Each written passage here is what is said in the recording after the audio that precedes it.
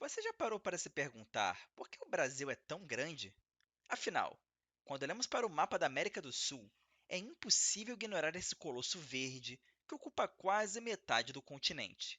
Mas o que muita gente não sabe é que, quando os portugueses chegaram aqui, no século XVI, o território que lhes cabia era apenas uma faixa estreita, à beira do Atlântico.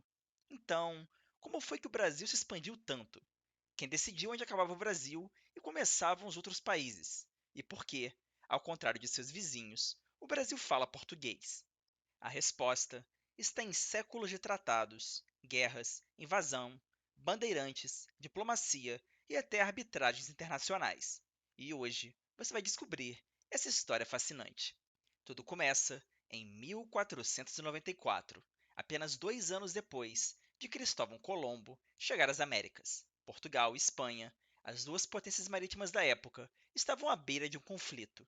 Para evitar a guerra, o Papa Alexandre VI mediou um acordo, o Tratado de Tordesilhas. Ele traçava uma linha imaginária a 370 léguas a oeste das ilhas do Cabo Verde. Tudo que estivesse a leste dessa ilha seria de Portugal, a oeste da Espanha. O problema? Na época, ninguém sabia direito onde ficava essa linha. E mais importante, ninguém sabia a real extensão da América. Assim, Portugal ficou com um pedacinho tímido do que viria a ser o Brasil, enquanto a Espanha levava o resto do continente.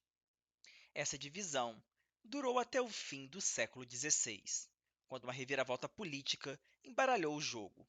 Em 1580, Portugal e Espanha passaram a ter o mesmo rei, Filipe II.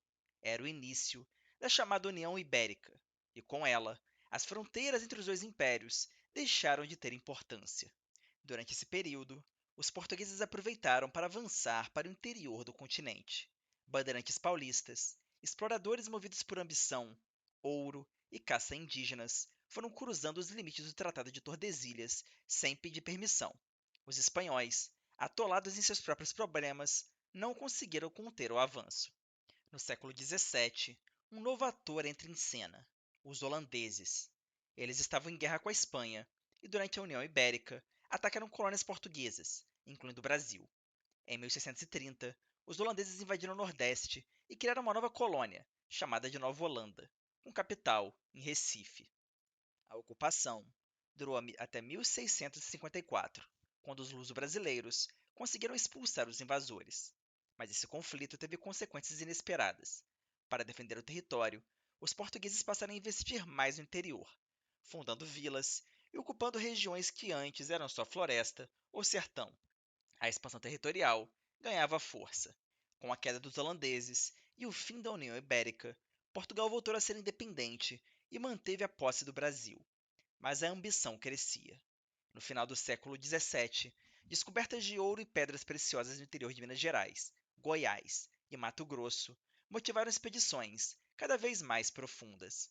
Os bandeirantes, agora também caçadores de riquezas, cruzaram o coração do continente. Quanto mais avançavam, mais o mapa do Brasil se expandia, para além do que os tratados previam. Em 1750, Portugal e Espanha sentaram para renegociar suas fronteiras, resultando no Tratado de Madrid.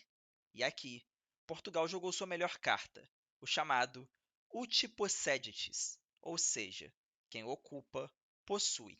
Os portugueses já estavam profundamente enraizados no interior do continente, enquanto os espanhóis, com menor presença física, acabaram cedendo vastas áreas. Portugal ficou com a maior parte da Amazônia e do Centro-Oeste.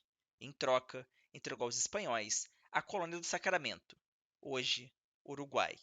Foi um acordo que consolidou o Brasil como o maior país da América do Sul. Com a independência do Brasil, em 1822, o novo império herdou esse imenso território.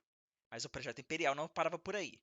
Em 1825, o Brasil tentou incorporar a chamada Província da Cisplatina, região que hoje conhecemos como Uruguai. Após anos de guerra contra as Províncias Unidas do Rio da Prata, a futura Argentina, e por pressão britânica, o Brasil reconheceu a independência do Uruguai em 1828. Foi uma perda territorial, mas que selou o contorno sul do mapa brasileiro, como o conhecemos. No século XIX, ainda havia incertezas no norte e no oeste do Brasil. Regiões da Amazônia, como o atual Acre, eram disputadas com a Bolívia, Peru e até a França. Em 1895, a França tentou tomar o território do Amapá, mas foi repelida militarmente. A questão foi levada à arbitragem internacional e, em 1900, a decisão favoreceu o Brasil. Em 1903, o Tratado de Petrópolis resolveu a questão do Acre, que era ocupada por brasileiros, mas pertencente à Bolívia. O Brasil comprou a região, entregou terras no Mato Grosso como compensação e construiu a estrada de ferro Madeira-Mamoré. Ao final do século XX, o Brasil assinou dezenas de tratados de fronteira com seus vizinhos sul-americanos, formalizando cada pedaço do mapa.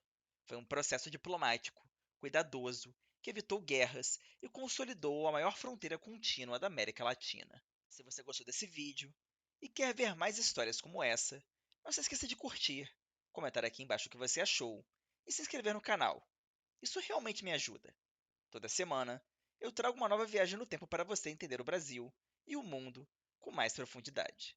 Obrigado e até a próxima.